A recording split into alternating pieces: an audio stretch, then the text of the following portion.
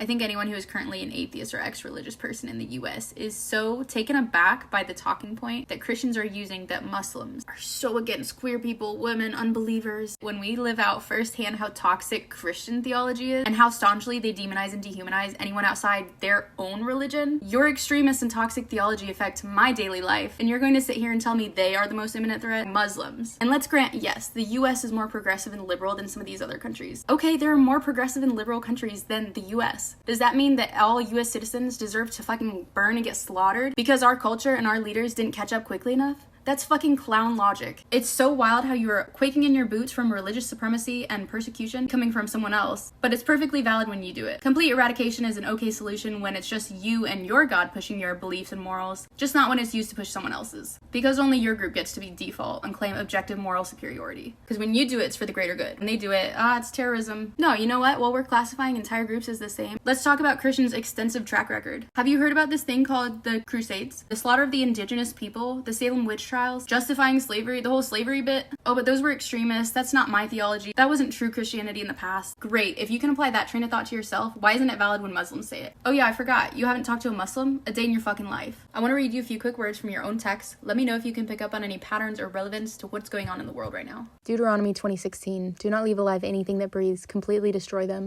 Zephaniah 2:13. He will make Nineveh a desolation and dry like a wilderness.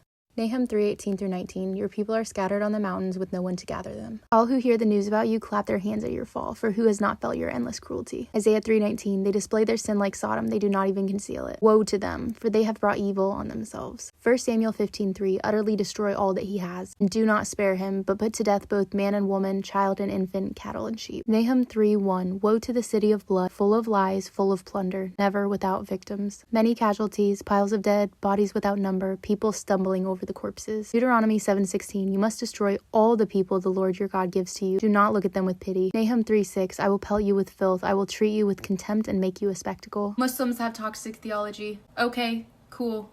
It's just that you're gonna need to take the plank out of your own eye before anyone's going to take you seriously on that talking point.